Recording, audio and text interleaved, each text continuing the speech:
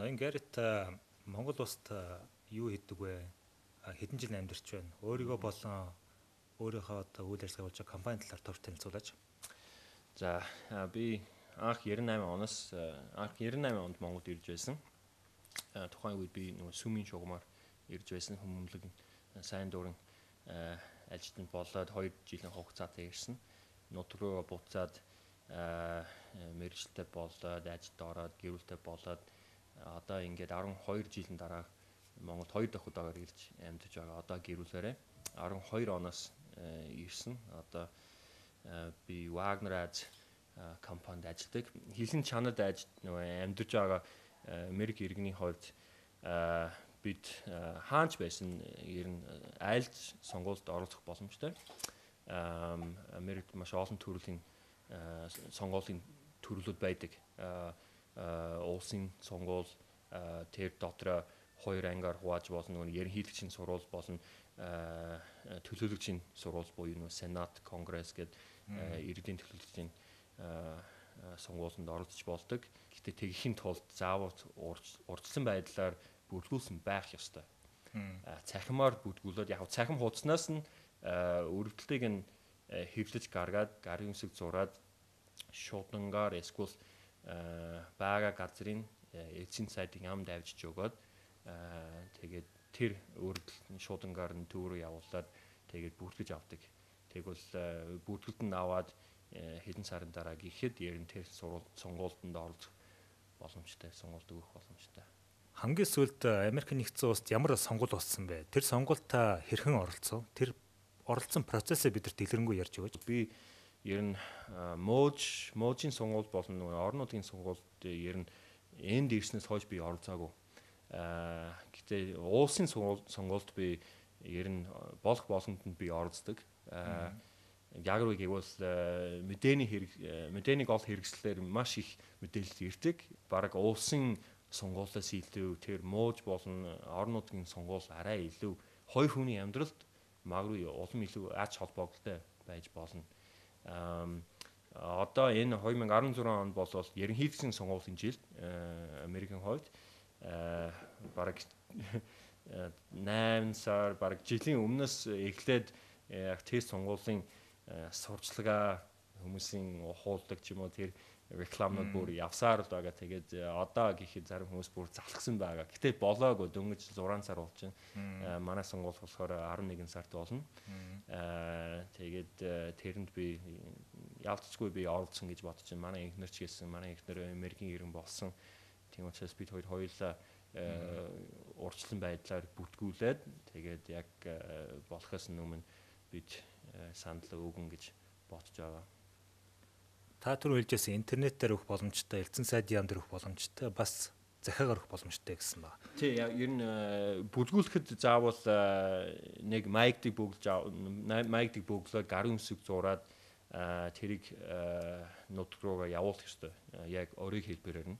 Гэтэ тэр нэг бүглэх хуцыг эхлээд нэг цахимаар бүртгүүлээд тэгээд тэр гарын үсэг зурах тэр хуцыг нь хэвлж аваад элчин сайдд өгж болно. Эсвэл шуудангаар явуулсан ч болно. Гэтэ үнэхээр өмнөх жилүүдтэй харьцуулбал одоо манай процесс маань улам сайжиж байгаа.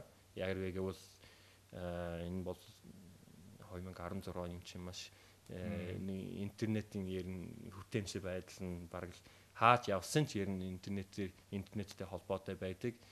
Тийм учраас ер нь тэр бүрдүүлэх материал үнэхээр төвөггүй маш амархан бөглөөд өгч болно л доо.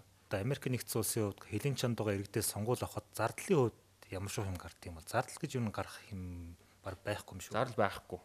Хэрвээ нууц ишвэл одоо аль хэнд өгье гэж бодож байна да. Миний бас мэдээлэлээр Дональд Трамп тэгээд хадагта Кеннеди байх шүү. Сонгуулийг ярьж байгаа юм аа. Тийм. Одоо 3хан горилогч үлдсэн байгаа. Хамгийн нэртэй хоёр нь Хиллари, Трамп хоёр. Тэгээд 3 дахь нь арай л яг нийтэд танигдаагүй гэтэл удахгүй танигдах байх гэж бодож байна.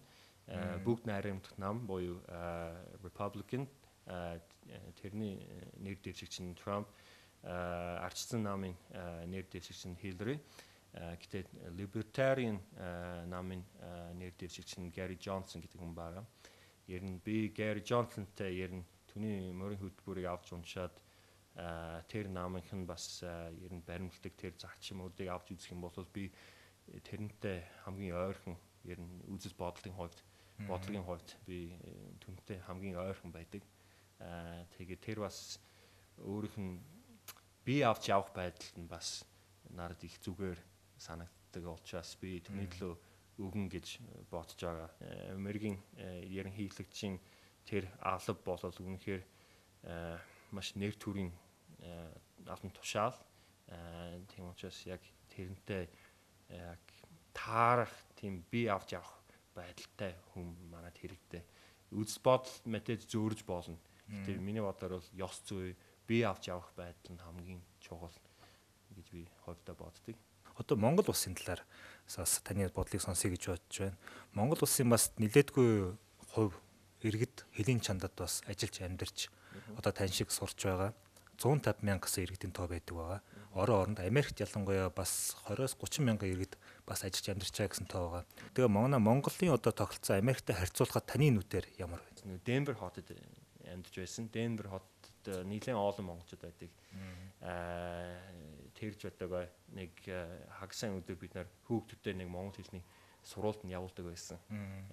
Тэндхийн монголчууд өөрсдийн хүүхдүүдэд монгол соёл хэлийг зааж өгөхийн тулд тэр уламжлалыг автдаггүй тулд ер нь монгол хүүхдүүдийг тэр сургуульд заалгаад тэгээд тэр хэлийг ялангуяа хэл болон соёлыг хадгалуулахын тулд тийм тогтолцоо тийм зохион байгуулалттай байгаа.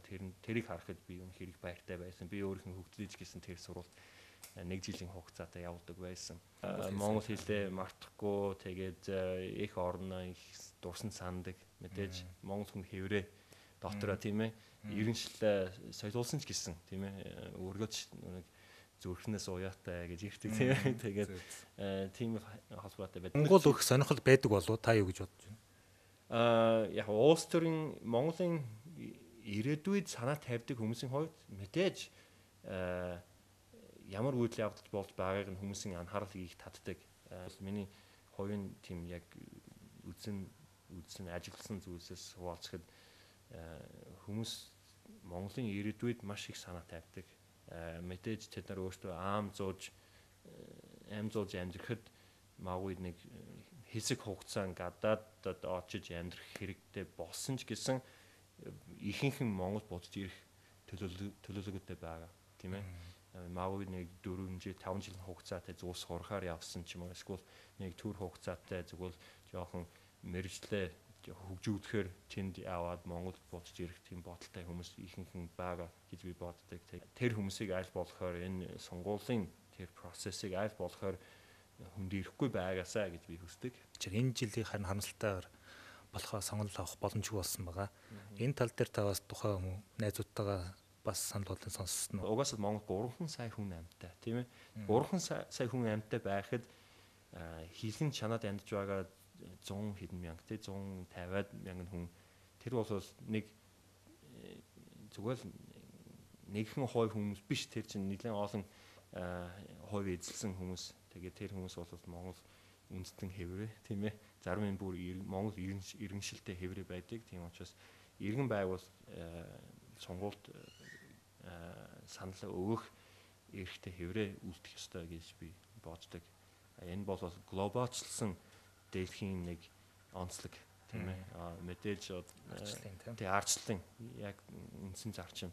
Нийгмийн хариуцлагын хувьд иргэний хувийн хариуцлагын хувьд бас мэдээж тийм хүртээмжтэй засаглал тийм ээ. Ер нь иргэд аль болохоор иргэдэд ийдэл тод тийм ээ. Тэгээд оролцоо өндөр байхын тулд мав цахим мэдээгээр юм уу тэр нэг элчин сайдын яамын ер нь үндсэн үүргүүдийн нэг болвол тухайн газар орон нутгийн иргэдийн бас мэдээлэл хүргэх бас тэдэнд үйлчлэгээ үзүүлэх нь юм. Тийм үүрэг хариуцлагатай байх ёстой. Тийм учраас хэдийгээр магадгүй яг цахим хугацаар саналаа өгөж оролцох боломж арай л яг би болоогүй ч гэсэн миний зүгээр хувийн хүсэл бодлоор болоод ямар ч тохиолдолд иргэн өөрийнх нь эзэн цайдын яам дээр очиж санал өгөх боломжтой байх ёстой гэж би боддог. Хэрвээ та Монгол улсын иргэн байсан бол сонгуул Монголд улсд болж байна.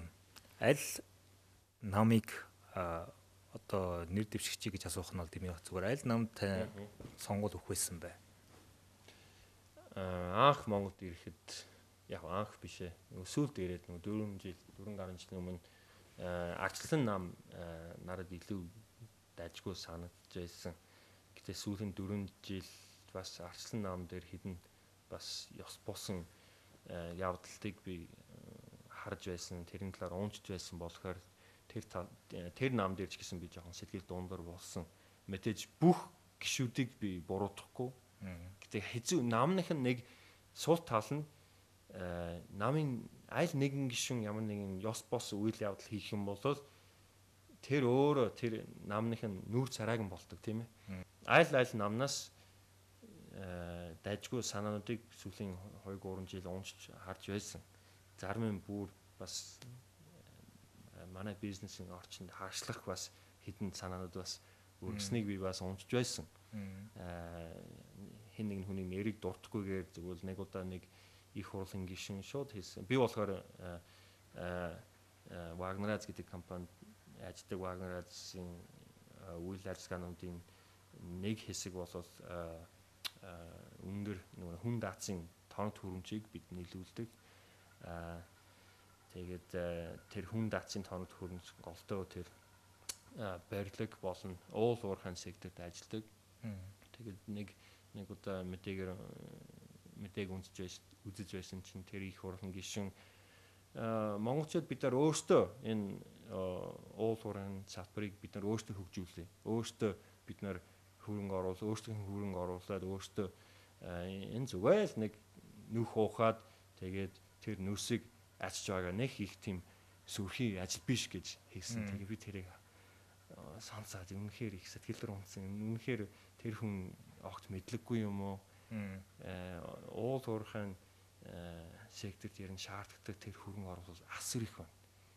Монголын дотоод нийт бүтээгдэхүүн нь жилдээ 12 тэрбум доллар тийм ээ 13 ч юм уу 11 ч юм уу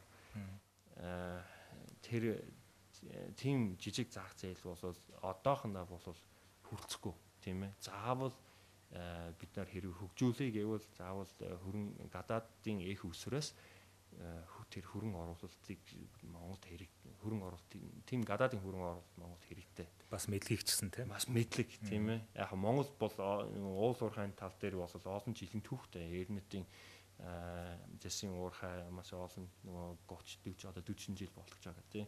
Тийм учраас яг турштай хүмүүс байна. Гэхдээ нөгөө хамгийн өндөр өөр ашигтай технологи болол мэдээж гадаадаас бид нар сурж авч болно. Тийм учраас зарим зүгээр нэг жишээг болоход тийм жоохон мэдлэггүй амар их ямар ч байр суурьгүй тийм комментиг сонсоод би амар их маш их шөмжтэй хүлээж авсан би яаруу гэвэл тэр хүн одоо дахин нэр дэвшсэн үү? Дэвшиж байгаа юу? Дэвшиж байгаа. Нууц иш бол би хэлэхгүй. За энэ таны эрхийн асуудал. За сүүлийн асуулт та хэлийн чанд гадаад байгаа монголчуудад хандаж бас юу гэж хэлмээр байна? Мөн Монголын төр засагт зориулж бас юу гэж хэлмээр байна? Хилэн чанад байгаа монголчуудад зориулж хэлэхэд та нар бол дуу хоолойтой шүү.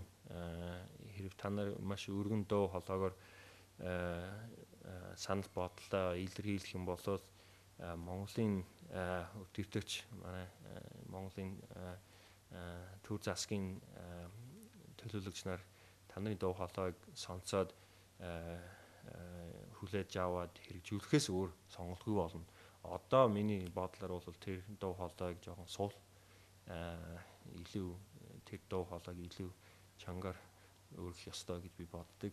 Тэр гадаадд байгаа монголчууд бол маш дийлэн хувь нь эсвэл нэг тал хувьч гэсэн одоо ингэж сурахаар явсан тий. Одоо өндөр боловсролтой эсвэл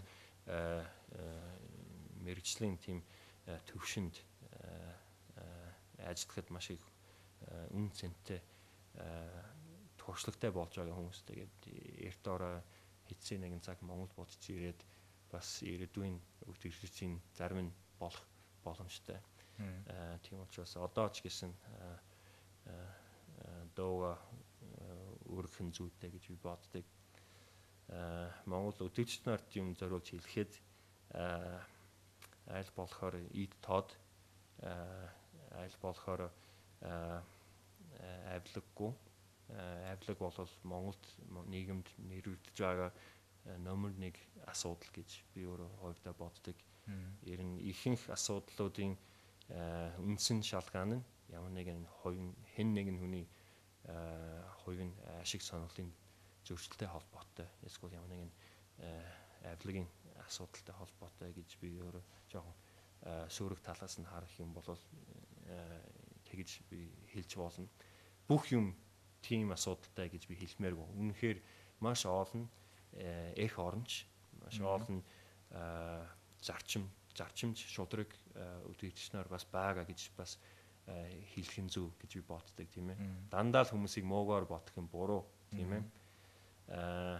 Гэхдээ л бас миний бодоор бол тэр буруутай хүмүүсийг дахиж сонгохдоггүй байгаасаа гэж би хүсэж байна. Тэр миний бодоор бол цэвэрлэгээ хийх нь зөв. Тэр хүмүүсийг гаргаад тэгээд оронд нь ёс зүйн зарчмыг эрхэмлдэг тэр хүмүүсээр солиулсан нь зөв гэж би хувьдаа боддог. Тэгээд монголчууд хэрэг энэ сонгуульд идэвхтэй оролцох юм бол тэд нарыг зөв сонголт хийн гэдэгт би итгэлтэй байгаа. За танд ярилцлага өгсөнд баярлалаа. Цаг гаргасанд баярлалаа. Таны одоо үйл ажиллагаанд компани үйл ажиллагаанд амжилт хүсье. Баярлалаа.